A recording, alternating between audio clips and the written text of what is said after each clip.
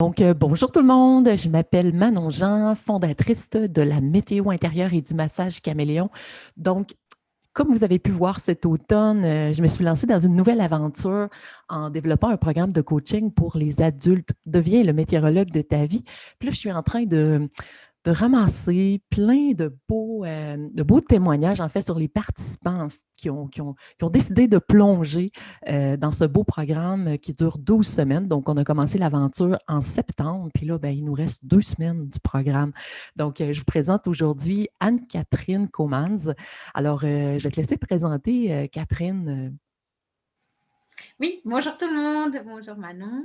Anne-Catherine, je suis une maman de 2 enfants. J'ai une belle petite famille et à côté, je travaille en faisant des animations pour les enfants et pour les parents et les enfants. Et je travaille aussi dans les écoles, évidemment, autour des émotions et de la pleine présence. Super, merci beaucoup Anne-Catherine d'être ici pour parler de l'expérience que tu as vécue. Donc, est-ce que tu pourrais nous parler un peu, avant de débuter le coaching de météo, quels obstacles, en fait, vivais-tu au quotidien, puis qui a fait que tu avais vraiment le goût de changer quelque chose dans ta vie? Oui. En fait, Manon, je te connais maintenant depuis plus d'1 an et j'ai embarqué dans la belle aventure de la météo intérieure il y a plus d'1 an.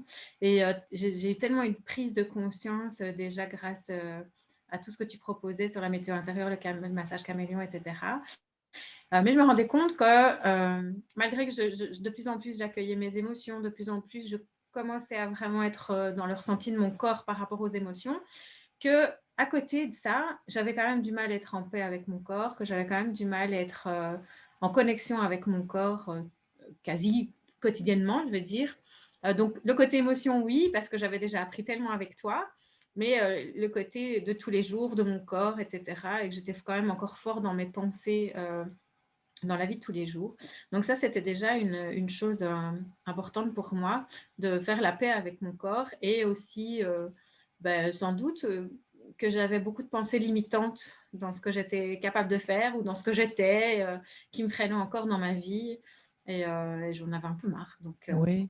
Puis, quelles répercussions ça avait sur toi, en fait?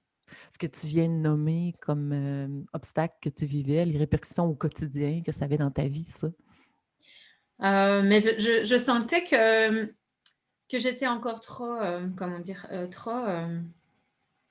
trop dans l'attente de l'autre, mais aussi que je me mettais encore beaucoup de pression par rapport à moi-même et que malgré que je choisis mon métier, malgré que je crée moi-même les choses dans ma vie professionnelle, parfois il y avait encore une certaine lourdeur comme ça et je me dis mais d'où est-ce qu'elle vient? Et puis dans ma vie privée aussi, où pendant des années, quand mes enfants étaient plus petits, je jouais tout le temps avec eux, j'étais dans la joie de jouer avec eux, je faisais fort la sotte, je me suis rendu compte que c'était un peu parti et sans doute pour diverses raisons.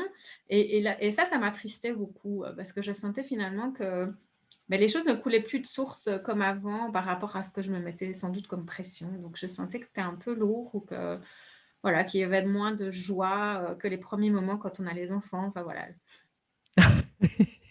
La frénésie, les étoiles étaient comme un petit peu disparues.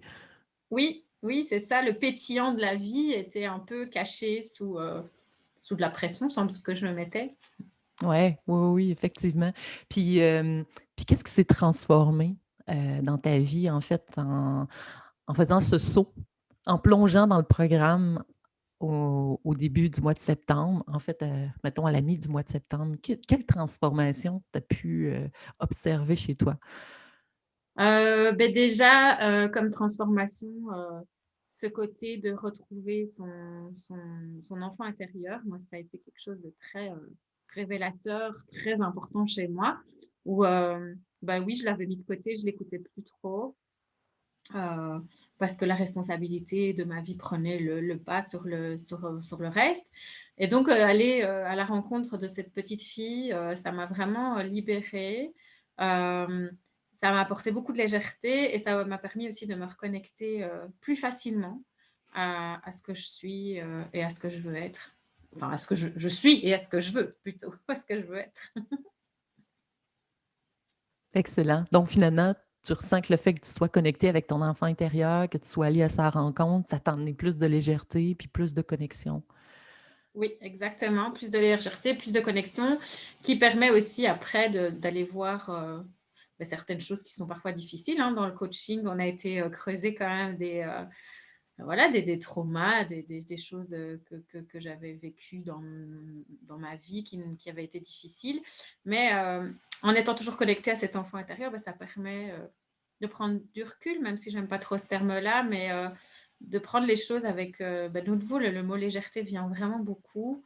Ouais, Euh, et aller de faire quelque chose avec ça, en fait, et de ne pas être toujours dans la victimisation, même si ça aussi, c'est ouais. Puis important. selon toi, qu'est-ce que ça a pu contribuer aussi dans ta vie de famille avec tes enfants, puis aussi dans ta vie de couple? Est-ce que tu as pu observer qu'il y avait des bénéfices à ce niveau-là? Oui, avec mes enfants, en tout cas, j'essaye de prendre conscience le plus souvent possible que j'ai le droit de jouer. Et que même si je suis prise par plein d'autres choses, je me dis, allez, non, là, tu as le droit de jouer. Et le fait de me le dire, ça me permet finalement de jouer encore plus avec eux, d'être dans la folie avec eux, on va dire ça comme ça. Et ce matin, justement ce matin, je me suis fait la réflexion par rapport à mon amoureux, où quand on était jeunes et qu'on s'est rencontrés, on blaguait toujours l'un sur l'autre, on était toujours dans l'autodérision, on se taquinait tout le temps. Et en fait, je me suis rendu compte que ça faisait 2 semaines qu'on recommençait à faire ça. Et qu'en Wow! fait, on n'avait plus trop fait. Et donc, ça, c'est vraiment ce matin, parce qu'on n'en avait pas parlé avec lui, que je me suis dit, oh, mais oui. Et donc, voilà, l'humour est revenu dans la maison. Wow! Et ça, c'est vraiment lui, quoi. Mais j'ai toujours Oui. été un peu sotte, mais je trouve que là, il est plus présent. Oui, donc la notion de plaisir, la notion de légèreté, de lâcher prise aussi sur les exigences, sur la pression, sur tout ça. Wow, c'est excellent. C'est le fun d'entendre ça. C'est extraordinaire. Puis dis-moi, est-ce que tu avais des peurs ou des doutes avant de t'inscrire au coaching de la météo intérieure? Alors, vu que je te connaissais, non, des peurs et des doutes, je n'en avais pas trop, parce qu'en plus, moi, j'adore travailler avec toi, j'adore apprendre. Enfin, voilà, j'aime vraiment bien ta méthode et j'aime bien apprendre sur moi. Donc, des doutes.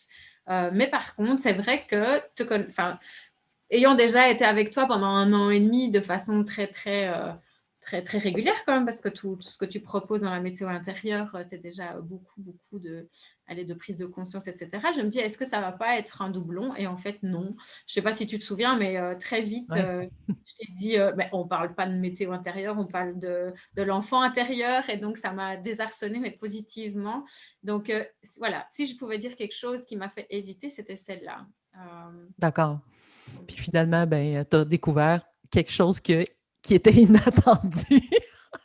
Puis qui était Oui, totalement nouveau. Oui, on parle de la météo intérieure parce que c'est un super beau contexte pour l'intelligence émotionnelle puis l'ouverture de soi. On a parlé des cactus, des émotions inconfortables, mais c'est au-delà de ça. C'est comme si on apprend à prendre notre enfant intérieur par la main, puis là, finalement, on apprend à discuter avec lui, la conversation, puis l'empathie, la bienveillance, mais effectivement, on plonge un peu à travers certains traumas qui nous amènent des pensées limitantes, qui nous amènent beaucoup, des fois, de répétition. Tu sais, c'est comme si on tourne toujours la même boucle. Tu sais.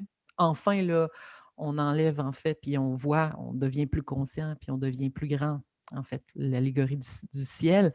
Alors, dis-moi en terminant, s'il y a quelqu'un qui nous écoute, puis qui se reconnaît un peu dans ton histoire, dans ton parcours que tu viens de raconter par rapport au blocage que tu vivais peut-être un peu avant de commencer la formation, le coaching, qu'est-ce que tu lui dirais si cette personne-là hésite un peu à plonger comme toi tu l'as fait au mois de septembre?